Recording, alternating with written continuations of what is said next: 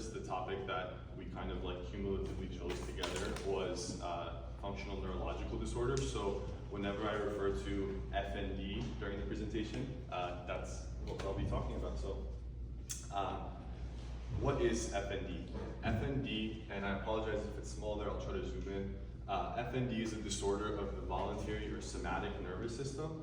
And something I came across in my research doing this is that the most interesting aspect is that there might not be a neurological structure directly impacted with this. And so FND is an umbrella term for many types of potential neurological conditions. There's a motor aspect, there's a sensory aspect, there's axial, speech, and paroxysmal. And so the axial and the motor are pretty similar, but it kind of more so focuses on the posture and gait aspect of it. But in this presentation, I'm going to be diving into the motor aspect of it more, just because they all relate to physical therapy and occupational therapy, but I feel that what I've seen so far, I can talk more about the motor aspect. And so the research right now suggests that 6% of outpatient neuro cases are seeing this, and that number has dramatically increased in the past few years. And within the general population, there's 4 to 12 per 100,000. And all the research suggests that the peak prevalence is women aged 35 to 50. And we're going to dive into this a little bit, but it's not just women that are aged 35 to 50, it's that specific demographic alongside distressing factors in their personal lives. So there's like a stress component as well. And so the biggest thing that I learned in this process of researching is that this condition is very much treatable. It's not, there's not one specific way to go about it.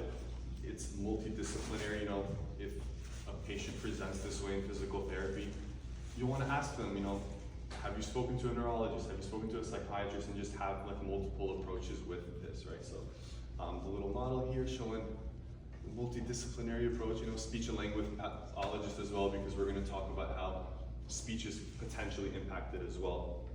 So in order to understand the current definition of FND, we have to kind of know the history of it. And so the original first evidence of FND is that there were kind of like FND-like symptoms described in ancient Egyptian writings, and this was actually confirmed with traditional like Chinese medicine. So that was like the first time we actually heard about those symptoms. And as you know, time went on, they kind of started calling it the hysteria era, and they it has that name because the Greek root word hystera means uterus. So it was kind of implied that an individual is just born with this condition, you know, uterus, they had it in the womb, this condition, it's not necessarily treatable, you're just born with it, and that's it. As the science developed, it kind of started being pointed towards being a psychological condition, and strictly that. No other mention of anything, just kind of, you know, this is a psychological aspect. And that's kind of where things started getting confusing, because people started thinking that these patients are faking symptoms, intentionally trying to avoid work with these symptoms, intentionally trying to leave military obligations, potentially criminal punishments. And so those are referred to as fiending and malingering.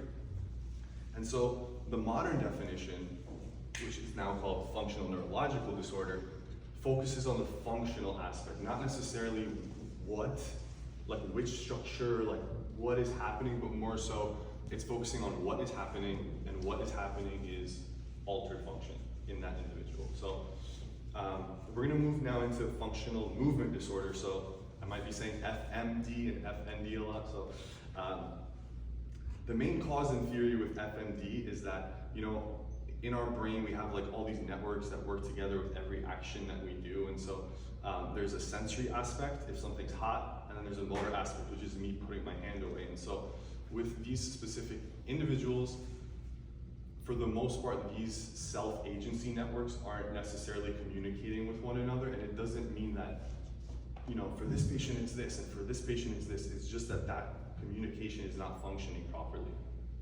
And so that's like the main cause in theory, whereas Other ones include, like I mentioned before, significant change in environment, overwhelming responsibilities. And so it's important to acknowledge these, and the distressing factor is related with emotion and threat response, which is why I kind of saw a lot of research on the amygdala, or executing the motion properly with the dorsolateral prefrontal cortex, right? So there's other structures that could be implemented, but it's important to know that it's mainly like the networks that are supposed to be communicating with one another are not necessarily functioning properly. The tremors, the jerks, the functional weakness that we see are kind of like the main motor symptoms. But if you have a patient at the clinic and you're potentially suspicious of the fact that they might have FND, or in this case presenting with more like FND, you can kind of get a gauge on them in the past few weeks. How's your vision been? Like, are you having any visual changes? Are you starting to feel dizzy? Has stuttering become something that you feel like it's more challenging to speak at the level that you previously spoke at? And so there's other factors that you can kind of look at if you're not 100% sure if it's just the motor, because as we know, like the motor stuff, that can be coming from other conditions, right? So tremors aren't strictly just from this. I kind of put this here because I came across like some of the sources that I was looking at. There was a specific textbook called the Handbook of Clinical Neurology, and specifically in this chapter there was this line that talked about how with FND it's more so like a sudden onset, and sudden onset is defined as like 10 minutes to an hour, and so that kind of differentiates like a true vascular event that happened, because for the most part you speak to someone, let's say they recently had a stroke, they say, I was doing fine and then it just happened, right?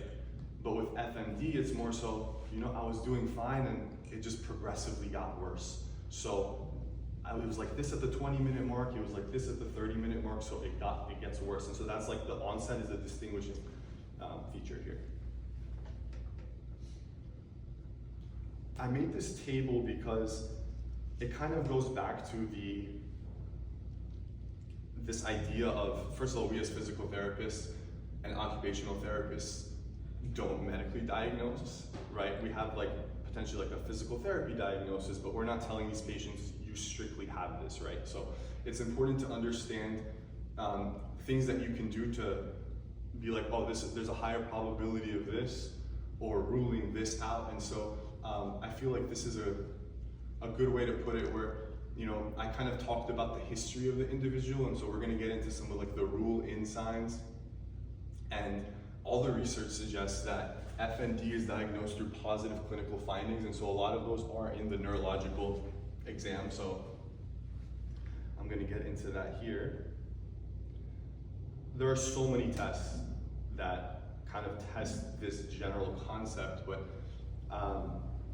these two tests I found really interesting. One, because one of them, Hoover's sign, is extremely out there and like in the research, while the other one, swivel chair sign, is a little more like rare from what I saw. I didn't see it as much in the research. So if you have a patient and you ask them, let's say the suspected tremor is on the left side, and you ask them, I'm gonna put my hand under your heel and I just want you to kick into it as hard as you can. If they are presenting with potential FND signs, that would be very challenging while their focus is directly on the left leg. But then, if you place keep your hand there, and on the right side, tell them, so with this right hand, can I have you try to bring your hip as much as you can while I resist it? What should happen in theory would indicate a positive Hoover sign, is that right side is gonna allow contralateral, so hip extension, so they are able to do it while their attention is diverted elsewhere. So that is arguably the most popular test for these examples of incongruence. And then another one on that concept of attention is the swivel chair sign, which you have a patient, let's say like this line right here, you have them, can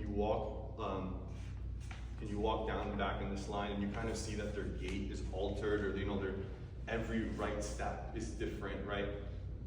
But then you have them sit on the chair and they're able to go back and forth in a straight line and with correct form, with no tremor impacting them. That's another positive sign where the attention is diverted not only on just the walking, but keeping myself stable onto the chair. And so as soon as you add other components of focus, their ability to execute increases significantly. So this was an interesting one that I saw at the swivel chair sign. Oops.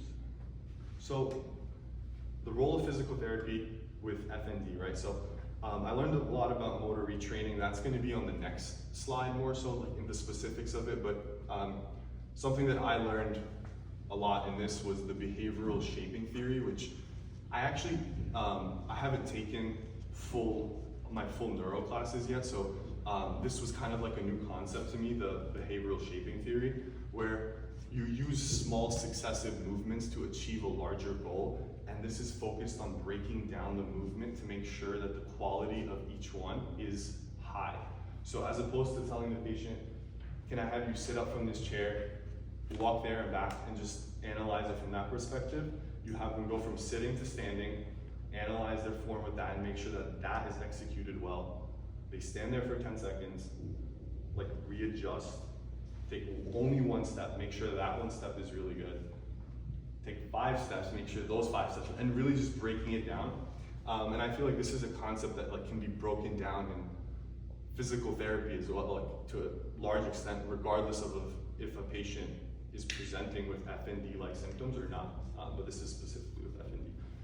And patient education, explaining to the patients about the condition if they do have it, and telling them that there are ways to treat it.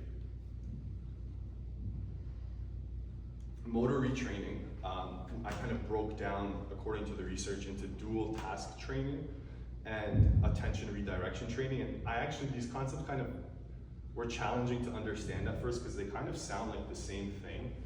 But dual task training focuses on kind of doing 2 things at once, right? So let's say that shelf right there, you have a patient, you tell them to reach up for something, and while simultaneously counting backwards from 100 by 3.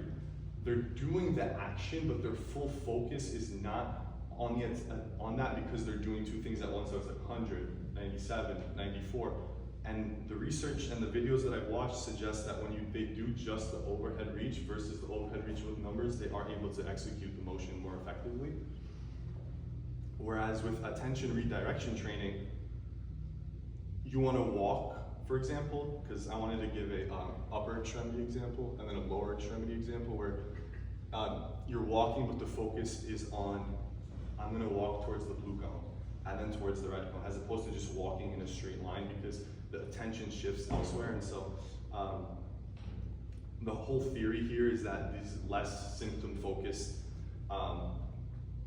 exercises allow the treatment to be executed more effectively. And so the expected outcomes with this is improved movement, increased confidence, and participation in daily life. And we've had some patients here who, when we kind of implement these similar concepts, their ability to perform the exercise increases significantly.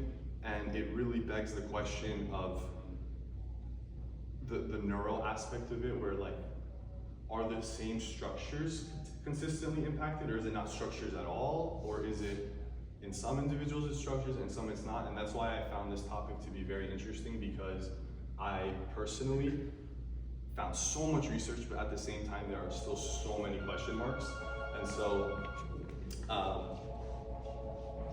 the biggest thing, right, it's real, it's treatable, and clinically, it's still kind of under-recognized. It's becoming more recognized as people like me talk about it. It's becoming more recognized, but in general, it is relatively under-recognized. And so, yeah, I believe this is just my references.